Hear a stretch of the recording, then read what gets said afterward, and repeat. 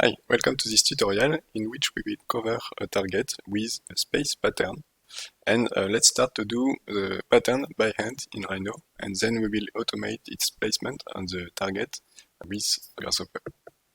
So the space pattern is based on a cube, and we will just draw a cube of maybe 50 by 50 and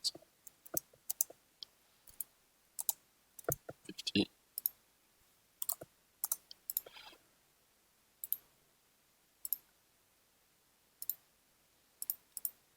And then we will draw some outlines on it.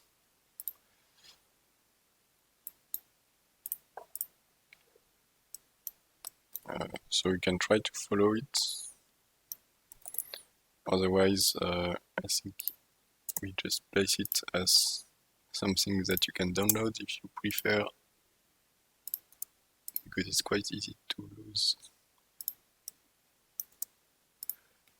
I think I might mess up at one point. Okay, I think it's there. The idea is to make one outline which makes it able to copy the module to infinitely, and then that it still makes a connection between each module of the pattern.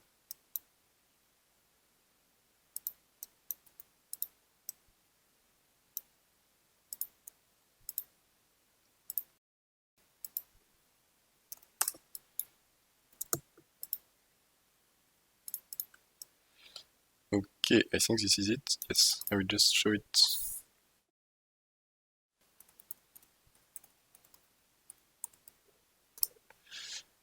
In ghosted. Okay. And now that we have the outlines, we will build some developable surfaces in the cube. And these developable surfaces will be partially planar and partially conical. So let's pick another color, and can first draw the planar ones, which I know we need to find the middle. Yes, now we can build the first planar one. Of course, it is just an example of a pattern, and I think there are many other possible patterns that could be more efficient or more interesting.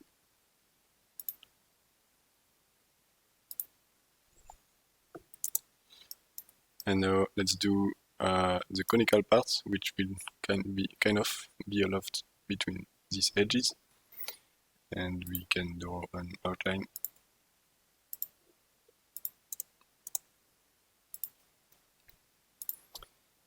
It will follow this, and so we can maybe just do it quite fast by lofting some curves.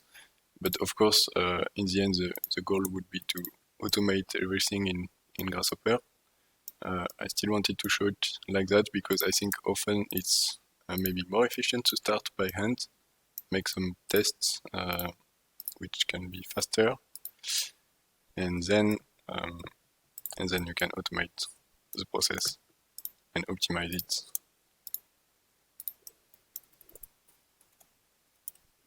So let's do this loft.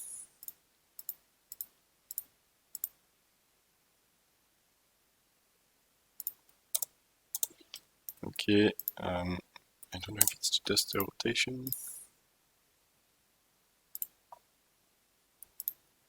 Ah. I need to copy it.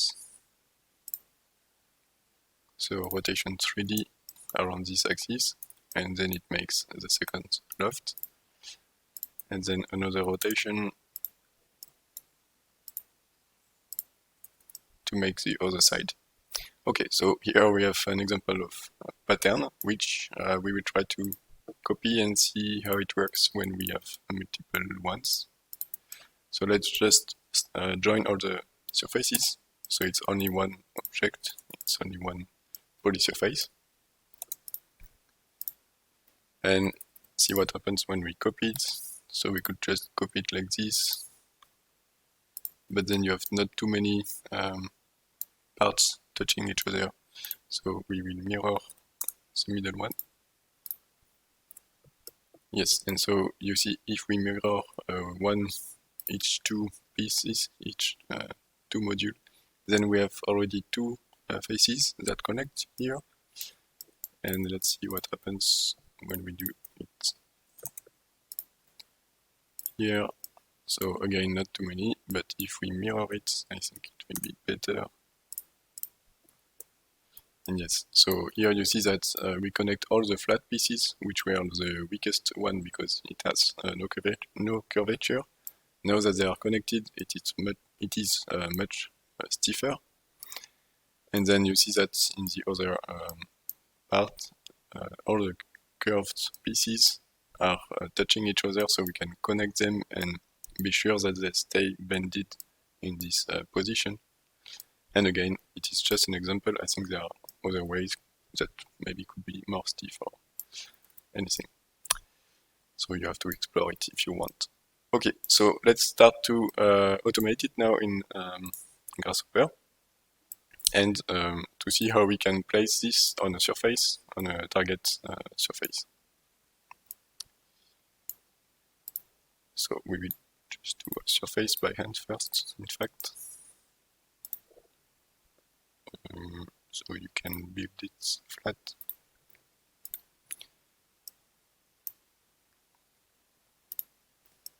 And then rebuild it, add a few points on, and then you can edit it in so that it becomes spatial, and I don't know what you like to do as shape, and we will try to do something that could be placed upwards to be a wall.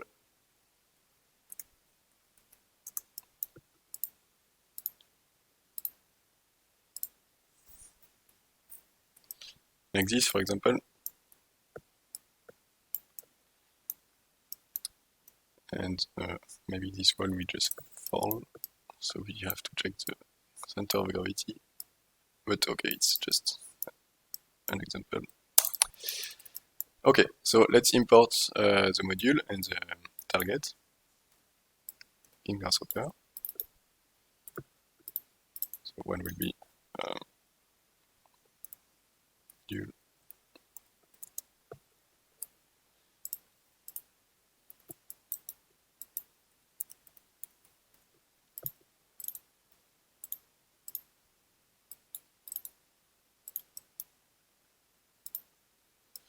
If you want not to lose the geometry in the Grasshopper file, but not to save the document in Rhinoceros, you can internalize the data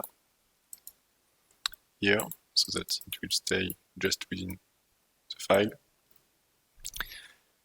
And okay, so now we will want to divide the surface into many areas on which we will then place the modules. So there is one nice I think I don't know the names of it. It could be in transform and then morph. You have some tools that could be interesting, which are surface box, sorry, and then box morph. And so here to divide the surface and to place boxes on it, like target placements for the module to go, we need to inform a surface. So this we already have. It is the target. We need to inform a domain, which is a 2D domain, and a height of the box. So to build the 2D domain, we use construct domain 2D, which is here, and construct domain. So construct domain 2D and then construct domain. So we have one domain in the U direction and one domain in the V direction. So domains will be like a part of length of the total length in the U direction and a part of the total length in the V direction, so that it describes a piece of the surface, a rectangular piece of the surface. And as we don't want only one, we will do a range to have a few of them. Let's say, I don't know, we want 8 in both directions.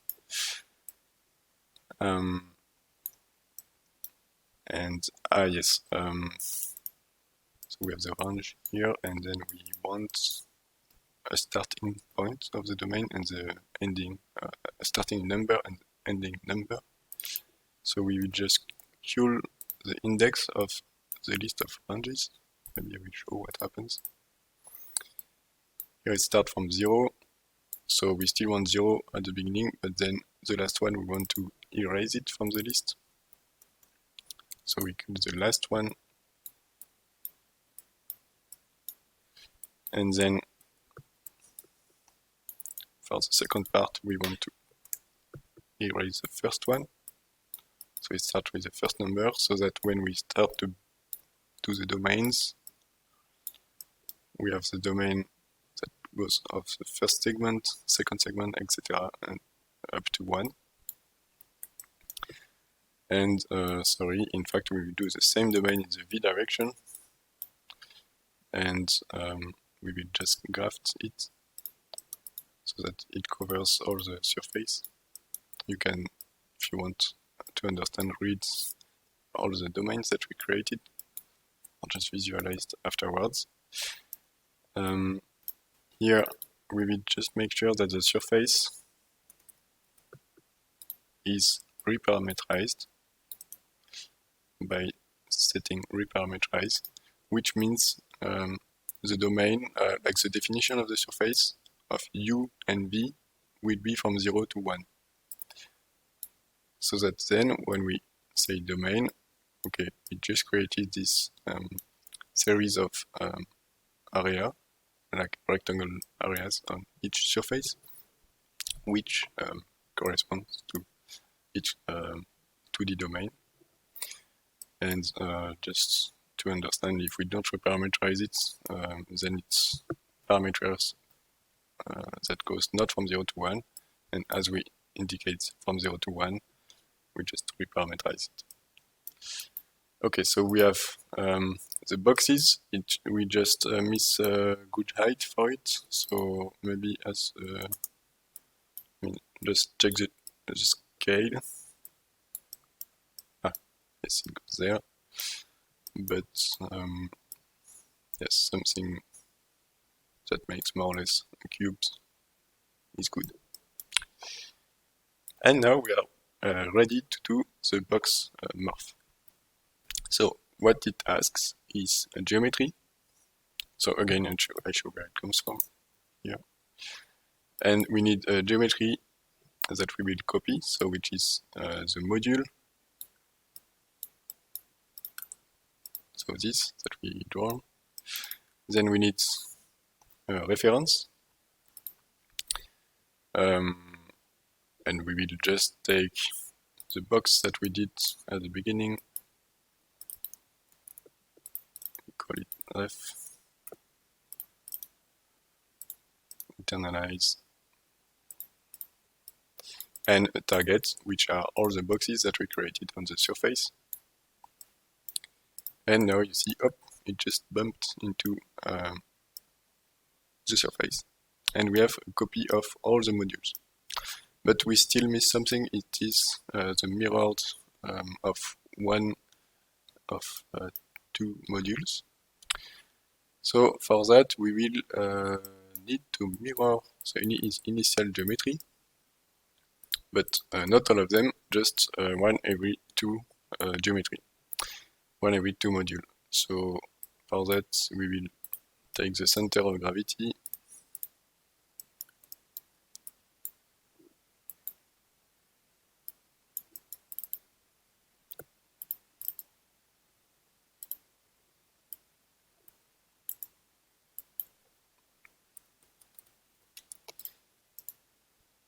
and we will mirror the module on plane which could be based on x, z, maybe. Yes, so that it is now flipped.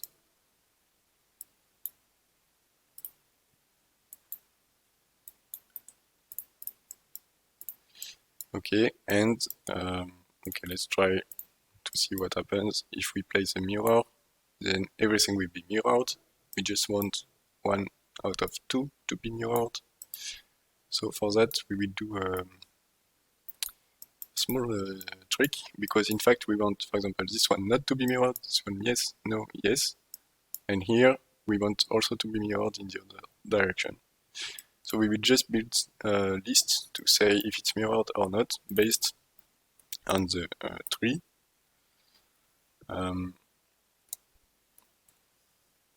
With tree statistic, we can get the structure of the tree of the boxes, and we will say with series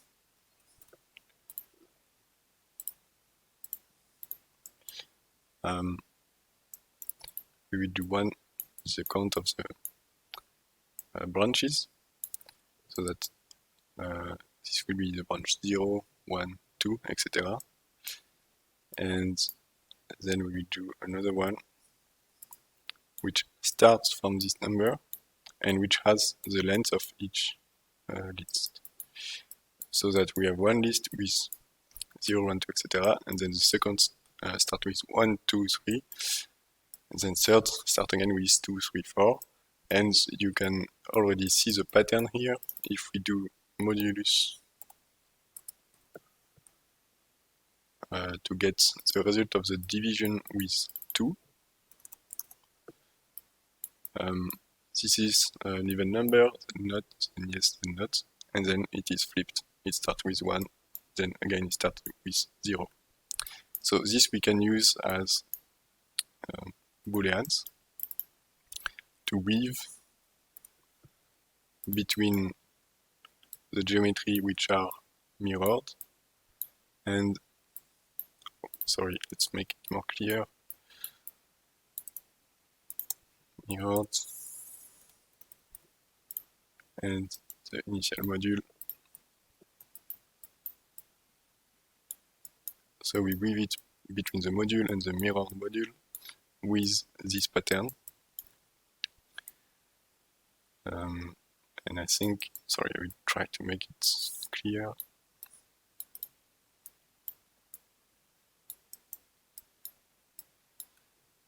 I think for the weaving to work, we need to graft it. And then we will also need to graft the target. And now we can replace the initial geometry, like the geometry here, by all these mirrored ones. Here we go, and we have the result.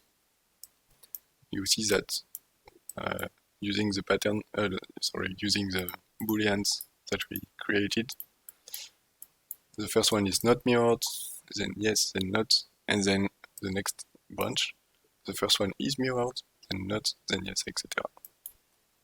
So it makes what we want in the end. Let's just see it nicely with a rendering. See if it's cool or not.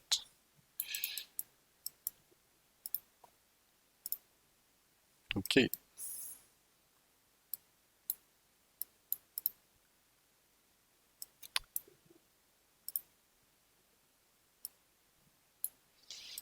So this is it for this example, and again it's an example. So if you think it could be a way to go, then I think there are some ways to find other modules or other way to use it.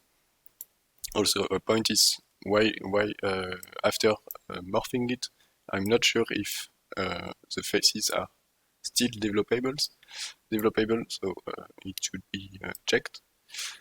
And also, I think there are some possibilities to do space pattern, which is not following a surface, but which is really following a volume. And I think it could be even more interesting to add more layer of it instead of just one flat piece of modules. Alright, see you for the next one.